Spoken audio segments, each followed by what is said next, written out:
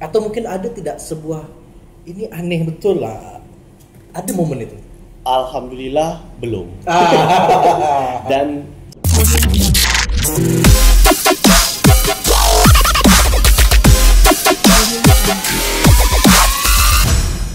Batas Waras, cara cerdas untuk waras.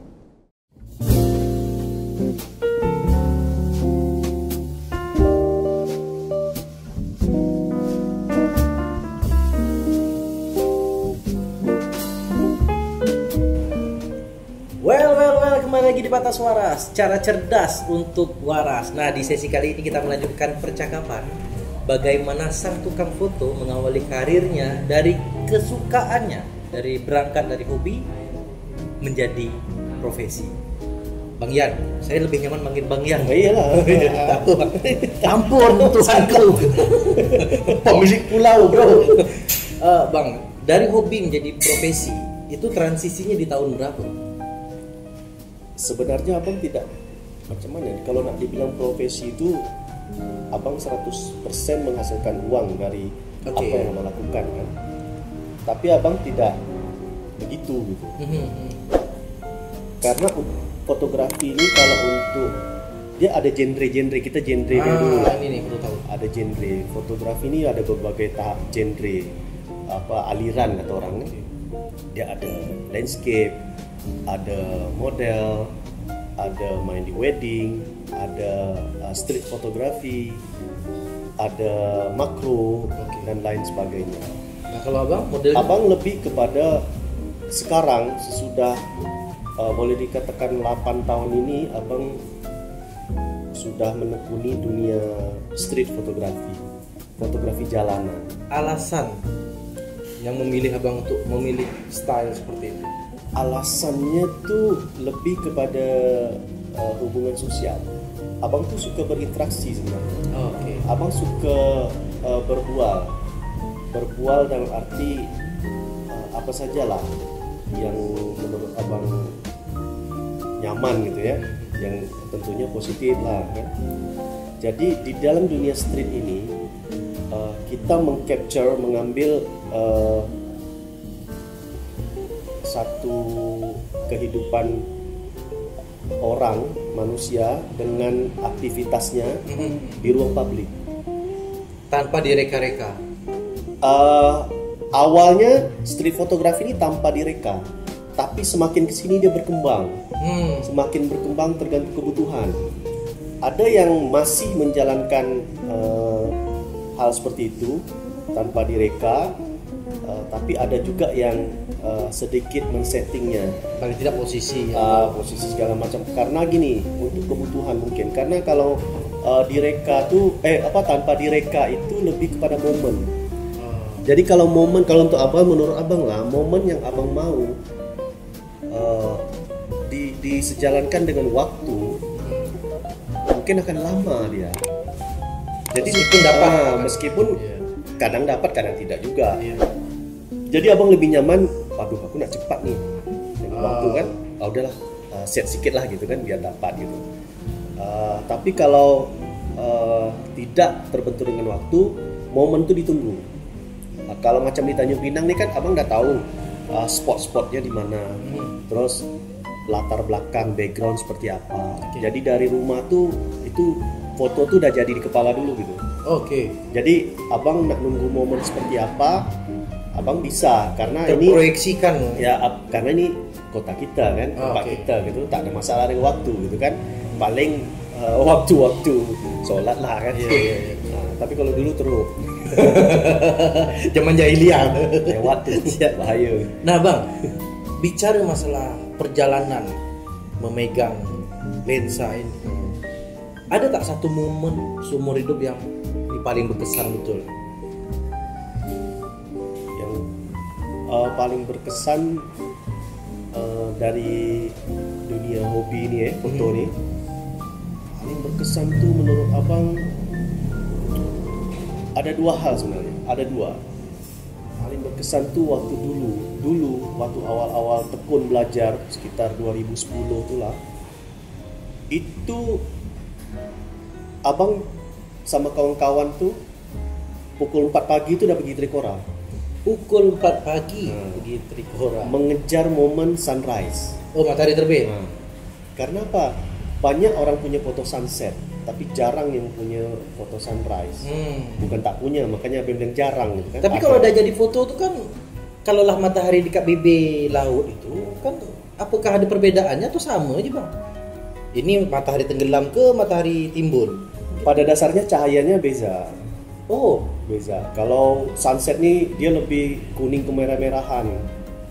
Kalau sunrise dia lebih banyak kuningnya, lebih cerah. Itu kalau keadaan normal, maksudnya tidak ada awan mendung gitu kan, normal ya, seperti itu. Artinya perbedaannya justru dilihat dari karakter warna. Iya. Dan satu lagi, sunrise ini lebih cepat naiknya. Kalau kita lihat dari ujung horizon, itu dia cepat nimbul tuh, kira-kira pukul 5 lewat tuh udah timbul sebenarnya. Kita sini tak nampak, di Trikora tuh nampak. Nah, jadi Mungkin sini penganut flat earth kan, penganut bumi datar mungkin. tidak, dia memang munculnya sebelah timur ya. Iya. Timur tuh kita dapatnya di sana, di Trikora itu. Berarti momen pertama mengejar momen sunrise. Momen kedua tuh alhamdulillah abang sekarang kadang sering melancong ke negeri jiran Semenanjung. Kebetulan ada kenal dengan ustadz terkenal di sana yang juga fotografer. Jadi yang mohon maaf jambul panjang. Iya. Ustadz itu famous di sana, glamour dia. Dan dia sering mengundang abang ke sana. Alhamdulillah. Nah, hari itu abang ke Terengganu, abang motret di salah satu spot di daerah Terengganu itu ada nama daerah Rusila namanya. Itu momen salah satu yang terbaik lah menurut abang, karena abang dapat satu foto di situ yang foto itu alhamdulillah menjadi kesukaan ramai dan pernah dapat juara nasional juga kemarin.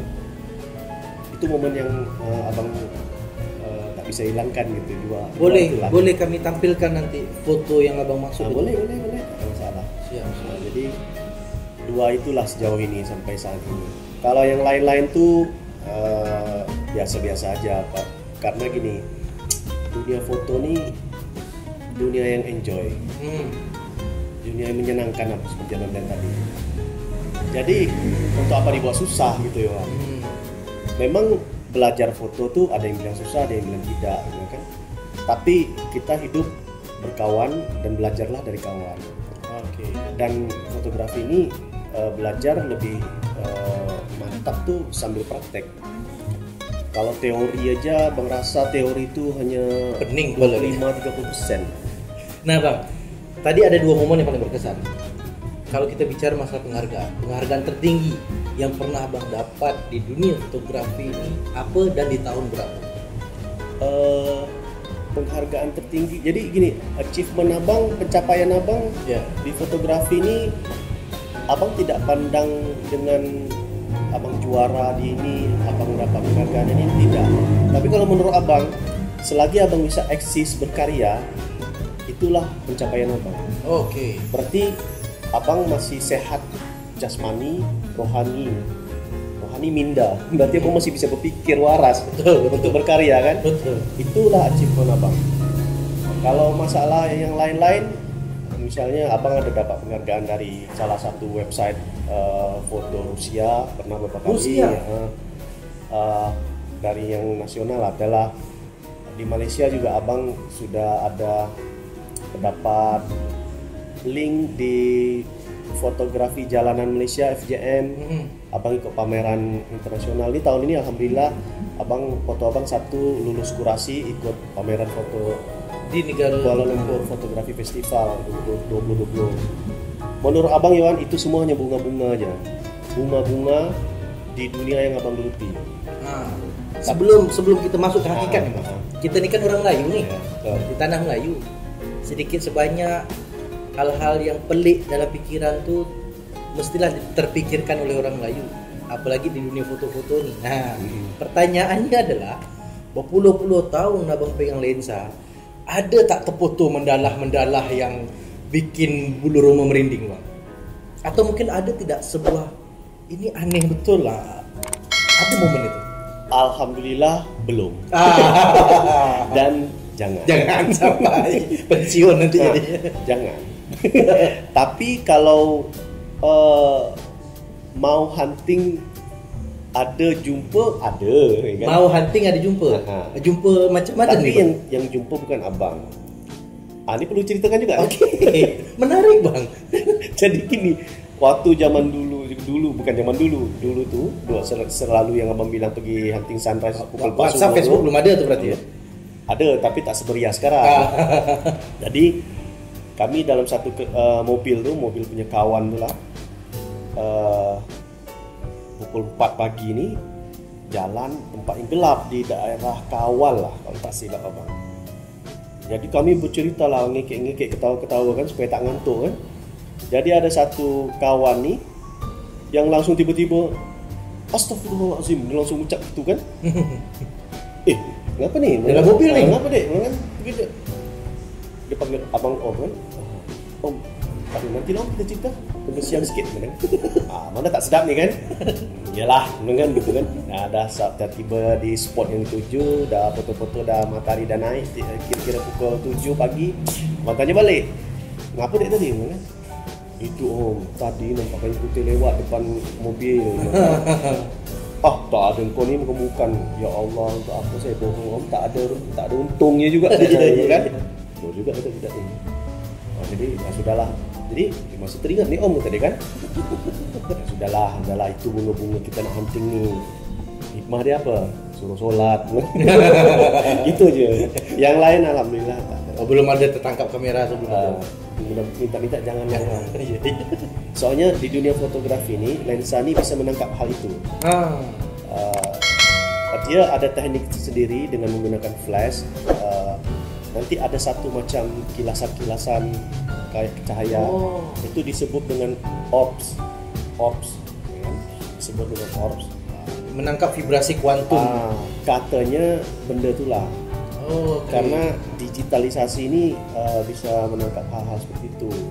Tapi abang tak tahu selebihnya karena abang tidak menekuni ke arah situ. Tapi secara dunia fotografi ke arah situ ada gitu. Sejak kamera digital.